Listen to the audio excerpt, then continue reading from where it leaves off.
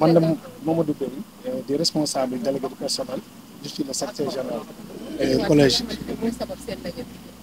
waaw daje bi nag li ko waral mooy ñun dañu nekk ci entreprise SAP di liggéey depuis 1968 la ñu créé entreprise bi SAP famille Fakhri ñoo ko créé boobu ba léegi ñu nekk fi di liggéey administration bu ne jaar na fi mais mosuñu am problème ak ñoom mais gis nañ ne fan yi passé direction bi dafa ñu woo ñun délégué du personnel bi nañu woon dafa bëggoon ñu toog def benn arrêt boo xam ne arrêt pour quelque temps ñu mën a am problème ñu am matière bu ñu liggéeyee parce que loolu la ñu waxoon fan yi passé mu ne c'est temporaire ñu d'accord ci ak moom mun nañu léegi dem leen en attendant mu wuti matière parce que problème matière la am pour ñu mën a liggéey bu ñu toogee après ba mu yàgg ñu waat ñu nañu direction bi daf ñu soxla ñun délégué du personnel bi ñu ñëwee à notre grande structure ñu tegal ñu benn cabinet ñu ne ñu cabinet bi moom la direction bi yónni pour mu waxtaan ak ñun délégué du personnel bi cabinet bi ñëwee nag toog ak ñun wax ak ñun nañu délégué parce que direction bi ñoo leen yónni pour que ñu waxtaan ak ñun xool nu ñu yóbbee liggéeykat yi chômage technique bi ñu waxee loolu ñu ne cabinet bi ñun amuñu droit wax ak yéen lu jëm ci problème mu liggéeykat yi fii parce que signé wuñu ak yéen contrat ñun direction bi la ñu amal affaire ndax direction bi moom lañ signé contrat kon lu mën a xew direction bi moo war a toog ak ñun wax ak ñun yéen nag cabinet bi ay conseil ngeen mais dem leen ngeen direction bi délégué du personnel nee na mun ñu toog wax ak yéen le temps que yéen ñëwoo leen toog ak ñun pour ñu waxtaan ci li nga xam ne moom la ñu bëgg a proposer wala moom lañ bëgg a def parce que war nañ xam lan moo waral loolu bon boobu ba léegi nag direction bi nangul toog ak ñun ñu toogaat une semaine cabinet bi woo direction bi woo liggéeykat yi kenn ku ne ñu ab wala sa téléphone ne dañ la convoqué ci usine bi bi ñu ñëwee tamit ñu boole leen ak encore cabinet bi toog wax ak liggéeykat ne leen dañoo bëggoon ngeen signé ay bulletins yoo xam ne dañ leen war a yóbbu chômage technique bi ñu ko waxee liggéeykat yëpp def benn bloc d'accord taxaw ne loolu duñ ko nangu parce que délégué du personnel bi ñoom ñoo war a waxtaan ak direction bi lépp lu am décision buy am foofu lay jógee mais ñun kon direction bi duñu nangu mu ñëw ne ñu daf ñu bëgg a yóbbu chômage technique te toogagul ak suñuy délégué du personnel kon ñun duñ ko nangu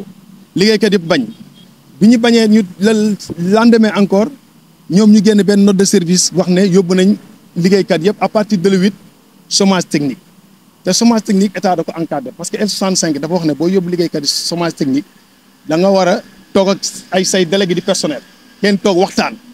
expliquer leen yan raison moo war a tax ngeen yóbbu leen chômage technique mais ñun jàpp nañ ne usine bi amul problème bu war a mën a tax mu yóbbu liggéeykat chômage technique parce que li ñuy wax mooy teguñu ko ci dëgg ay tappale la yii yëfi caaxaan la ndax entreprise boobu ba léegi mu ngi liggéey boo xoolee période Covid bi ñoo gañoon marché savon bi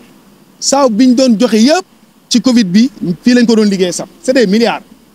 ñu jógeeti ci loolu ñoom ñu ne dañu am problème mu xaalis ñu ne leen kon léegi ut leen solution patrimoine yi nga xam ne depuis 1968 ba léegi saf am na ko bari na ci loo xam ne tey buñ ko jëloon jaay ko mën nañ injecté xaalis fii usine bi redémarré waat normal yàlla dogal temps yi passé suñu usine fii ci ginnaaw am na espace bu yaatu presque lu jege benn genn wàllu hectare jaay nañ ko fi te ku ne xam ne suufu Ndakaaru benn mètre carré bu ne ay millions la tey ñu jaay ci ay hectares lu dégal genn wàllu hectare donc kooku mënoo wax ñaata la ci xaalis c'est des milliards ñu ne woon buñ ko jaay dañ koy def ci usine bi nag li ñuy wax du dëgg ay tappale dañuy fen donc nag loolu moo nekk loo xam ne tey lu ñu metti la parce que li ñuy def c'est illégal amuñu droit ne dañuy woo liggéeykat yi sans ñu toog ak délégué du personnel ba d'accord ak ñoom ci ni ñu leen yóbbee chômage technique ñun nag lépp ci légalité lañ ko def ak ci droit waaw parce que ñun bañuñu toog wax ak ñoom mais nañu wax dëgg ji ñun li ñuy bañ mooy yëfi tappale yi ñuy def parce que ñun amuñu affaire ak ay cabinet ñun direction bi dañu amal affaire parce que chaque mois dañu am ay réunion mensuelle yoo xam ne dañuy toog ak suñu direction di wax ak ñoom di waxtaan situation kër gi te ñun dañoo def ay sacrifice jël suñuy avantage ak suñu yu bëree bëri yoo xam dañ ko jox personne direction bi pour fexe rek ñun tam ñu contribuer pour la bonne marche de l'entreprise kon nag ñun jàpp naa ne ay gor lañ te boobale ñu ngi liggéey te xam nañ ne saabu amul pertement parce que tey jii lépp lu ñu joxoon tey bu ñu doon produit léegi balaa 18 heures saabu génn fii ak suba bu leen neexee mën nañ jaay ay millions ci li ñuy produire parce que ñun xam nañ ko ndax saabu rek la ñu xam def nañ 25 ans de service kon ñun duñ fi ay gan li ñuy wax tappale la bëgg a pousser nit ñi yóbbu leen ci chômage technique pour décourager loolu liggéeykat ñu démissionner loolu lañ ci bëgg pour bañ leen fay seen droit ñu ne soxlawuñ loolu soit nañ jaay usine bi fay ñu suñuy droit wala ñu ci matière ñu ñëw ñu kon ne ñu liggéey.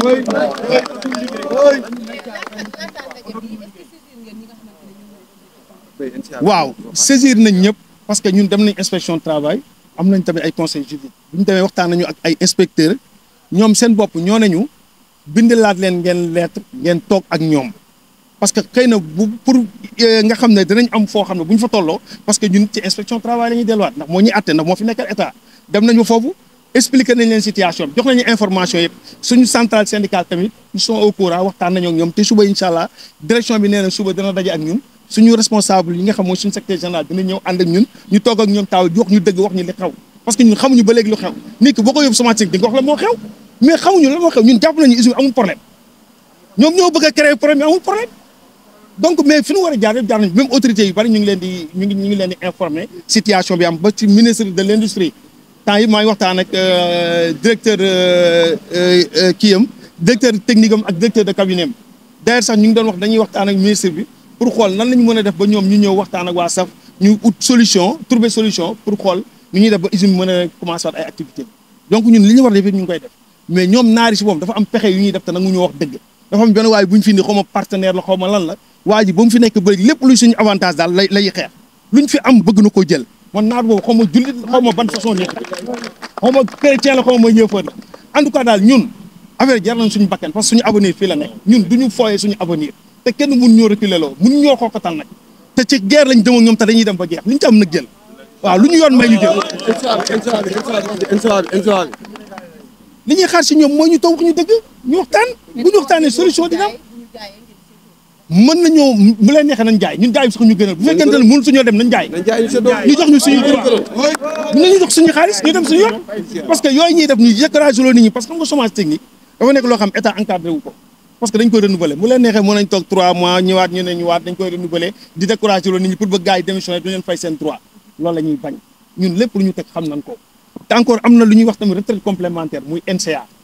NCA bi dafa am 18 mois yoo xam dañu waroon verser parce que loolu ñun dañuy cotiser chaque mois 10 000 dañ koy tirer à la source suñu salaire ñoom ñu ñuy cotiser 10 000 ñu toog 18 mois yoo xam ne cotiser lu ñu mu nekk 360 000 xaalis boobu moom da koo lekk da nga naan da koo sàcc lekk ko da koo sàcc lekk ko moom xaalis boobu il a volé parce que suñu salaire la ko daggee ñun ñoo ko moom te encore am na boobu léegi reversé wul encore NCA parce que y a des mois yoo xam demande nañ foofu ñu ne versé lu ñu leen donc na loolu nekk na loo xam ne lu ñuy dénoncé la parce que il faut ñu expliquer opinion nationale bi xam nga leen na saf fii li fi nekk c'est l'injustice moo fi ne xam nga te ay tappale doo nga fi ne te naari du ñu wax dëgg jàppaluñu seen i liggéeykat parce que ñun li ñuy daj yëpp jàpp nañu ñoom buñ doon ay gor lépp lu ñuy def war nañu toog wax ak ñun ñu xam lan moo xew mais boobu léegi dañuy tourner autour du pot dañuy booleeg ay cabinet ak n'importe qui ñun daal li ñuy jàpp daal ba gëm ko mooy lépp lu ñu amee nañu ko fay suñuy salaire nañu ko fay nañu fay suñu NCA ba pare bu fekkente ni mënatuñoo dem nañ jaay usine jox suñu xaalis.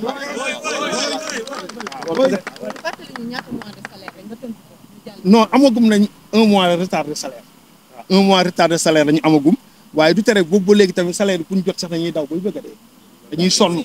dañuy daw di ñëw di xeex ak ñoom pour teg leen pression ñu doog ñu ko mën a fay donc daal loolu moom mooy li nga xam ne actuellement ni nekk na lu ñuy déplorer te dañ koy dénoncer pour que sénégalais yoo xam ne saf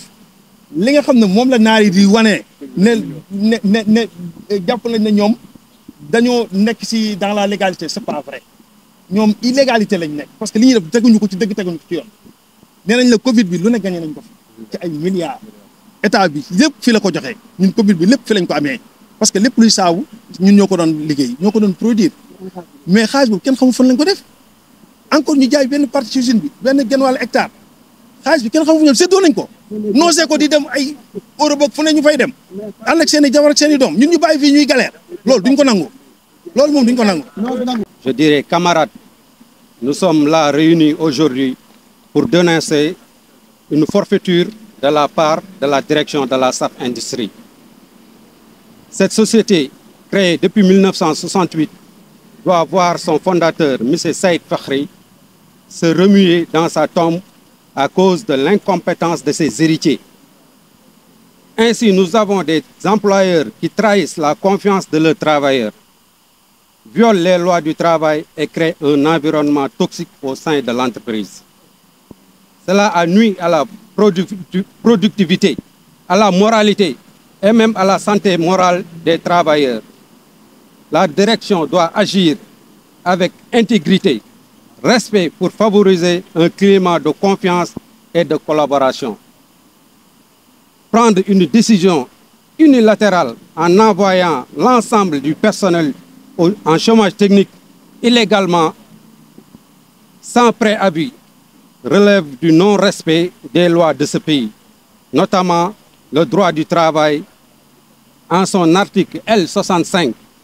qui stipule « Nul employeur ne peut envoyer ses travailleurs en chômage technique sans au préalable aviser les délégués du personnel ». Recourir au chômage technique illégal est une violation des droits des travailleurs et peut avoir des conséquences juridiques sérieuses pour la SAF Industrie. Les travailleurs réclament leur salaire d'abord, puis leur retraite complémentaire non reversée à la NCA. Les travailleurs aussi disent non au chômage technique illégal. Merci beaucoup. Oui, si vous voulez. On a saisi nos autorités compétentes. On est parti au niveau de l'inspection du travail. On a rencontré les inspecteurs pour voir est-ce que la SAF était dans la légalité en envoyant ses travailleurs en chômage technique. Mais, comble de malheur, on a vu que la SAF n'a fait aucune démarche pour faire une déclaration, même au niveau de l'inspection et au niveau des autorités compétentes. C'est inadmissible. C'est un non-respect des travailleurs et non-respect du Sénégal même. Nous demandons le dialogue, qu'ils puissent venir parler avec leurs travailleurs, qu'ils puissent venir parler avec leurs travailleurs. Qu'est-ce qu'ils ont peur? Ils ont peur de parler avec les travailleurs. Les travailleurs ne réclament que la vérité. Ils nous disent comment la SAF est tombée dans l'eau. On sait que c'est une mauvaise gestion. Des gens qui ne pensent même pas à ces braves gens qui sont là et qui sont là pour leur famille. Eux, ils ont leurs milliards, ils ont tout. On a des patrimoines. Pourquoi pas injecter l'argent, tout ça, dans la SAF pour que la SAF puisse continuer? Les gens veulent travailler. C'est leur credo, ils veulent travailler. Mais la direction là veut décourager les travailleurs pour qu'on puisse rester chez nous et aller trouver un autre travail et démissionner. Merci.